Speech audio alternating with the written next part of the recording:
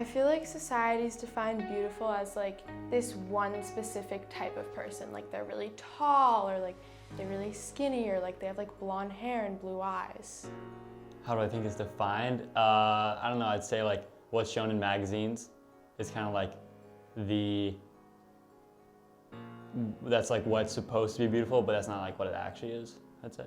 Skinny, tall but not too tall. A lot of times it's like blonde. Like straighter hair, maybe? I don't know, I used to always straighten my hair. Either really straight hair or like cool curly hair, but you can never have like bushy hair. I know in the Cape Verdean culture, the definition of beauty would be someone who's fair-skinned, like probably my complexion or a little lighter, with curly hair, not a kinky hair type, but like a loose curl pattern, and who has an hourglass figure. Like that's the definition of beautiful. My society's definition of beautiful for women, I would say, is tan, skinny,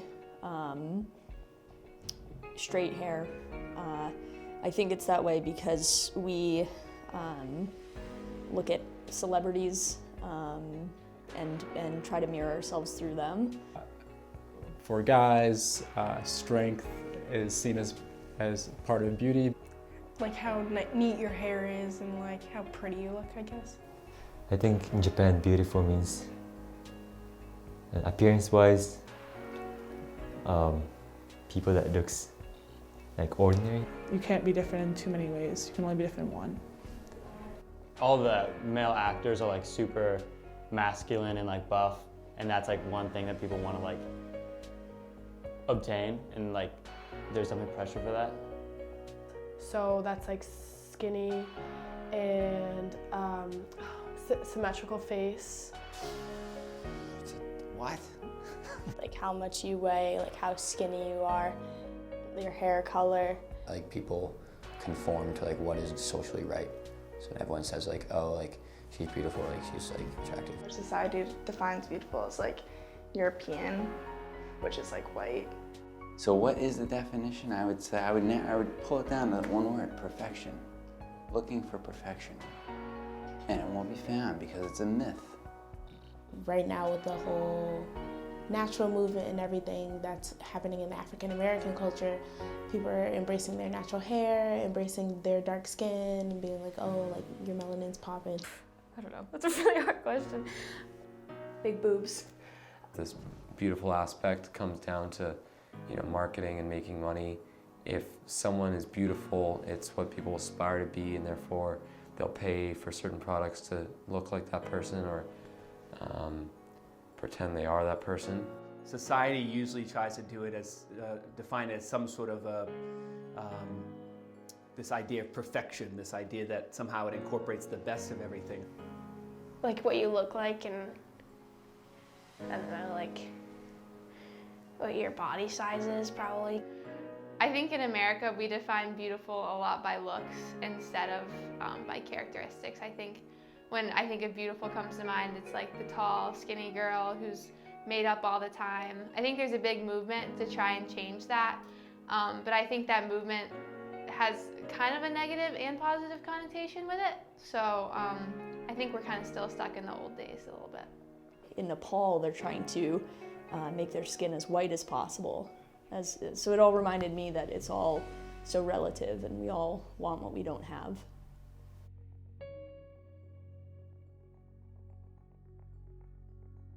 It means that you're perfect the way you are in the inside. Being confident in yourself. We start over. These are hard questions. Something that intrigues your interest. It's a cliche, but beauty's on the inside. And so no matter your appearance, if you feel like you're rocking that and you feel like you're confident, no matter what you look like, I think that that's beauty right there. I would define beautiful as someone who owns how they look, rocks with what they got, and is just confident in who they are. That's hella beautiful to me. Let's say I think I define beautiful as somebody who's like feels beautiful themselves, doing them. Like if somebody feels beautiful to themselves, then they're beautiful. My definition of beautiful would be how you act in front of other people and like what you do to help others. I don't know, Maggie. I don't know. This is a deep question. I'm only 18. How am I supposed to know this shit? I would define beauty as something that captures your imagination, something that gives you pause to think about the wonderment of creation, something that is either bigger than yourself, beyond yourself, or something that you can't see but you know it when you experience it.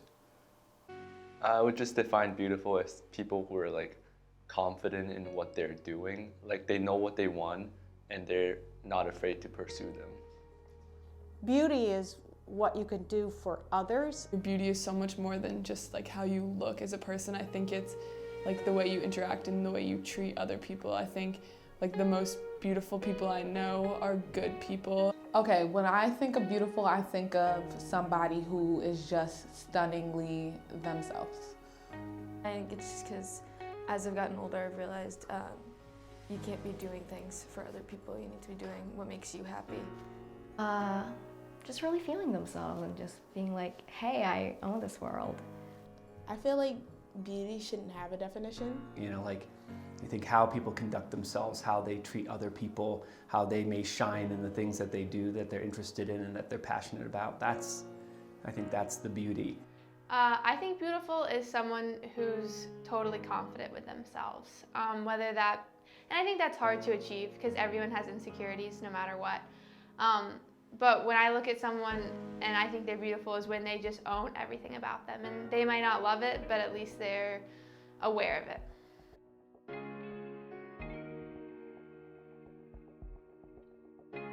The first, the one that my culture gave me. Societal, unfortunately.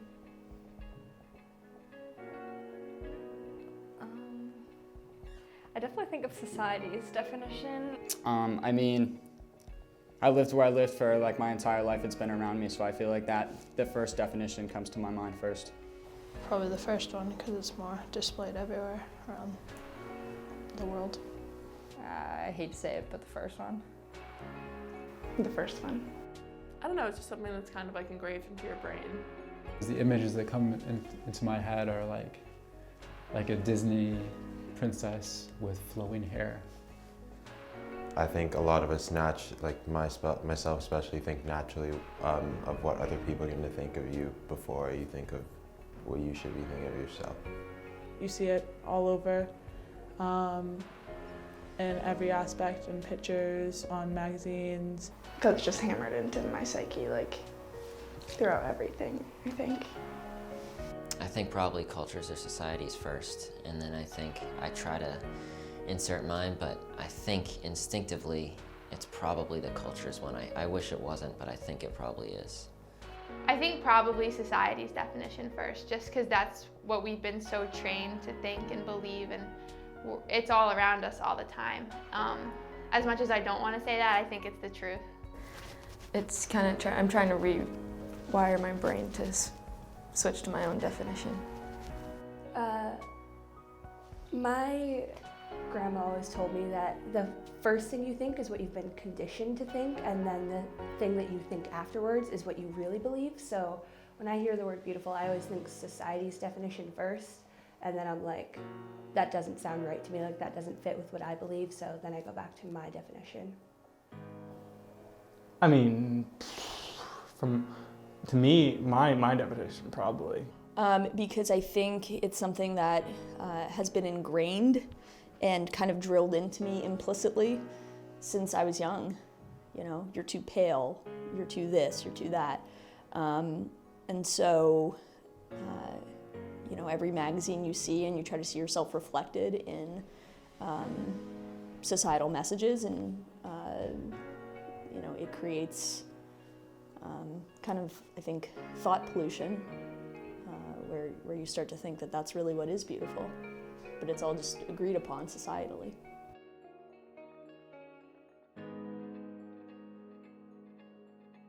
The second one by far, because I think it means so much more the way you treat others and the relationships that you can build than what you like actually look like on the outside. Obviously the second one, because like not everyone looks the same way. Like that'd just not work.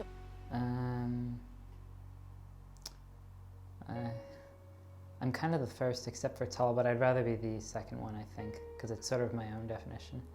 I would rather be my definition because it doesn't matter on what you look like, it matters on how you act in front of other people and like how you treat other people too. And hopefully we should work mostly on our qualities and our character before we worry about appearance. Easier said than done. Oh, I'd rather be like a good person any day of the week. I'd definitely rather be or I guess what I think beautiful is the confident version, because I think that's definitely the better one, but I think it's really hard to achieve. Man, I mean, I think I'd rather people see beauty in the stuff I do. I guess I'd rather be different, just because that's just what I like to do. I like to be different than everyone else. Oh my goodness, the second one for sure. Oof, I think perfect world, I'd rather be my own definition of it. To some extent, I think we need to stop caring so much about what society thinks of ourselves and start thinking of like how you want to see yourself, not what other people want to see. Probably my definition, like have like a beautiful soul. This is just an example, like if every girl is trying to look like a Kardashian or whatever it may be, it's not going to mean as much. But if every person makes someone feel good, as in they're kind and they're, I don't know, truthful and honest to other people, that's going to be a lot more impactful on someone. I would like to think that I have an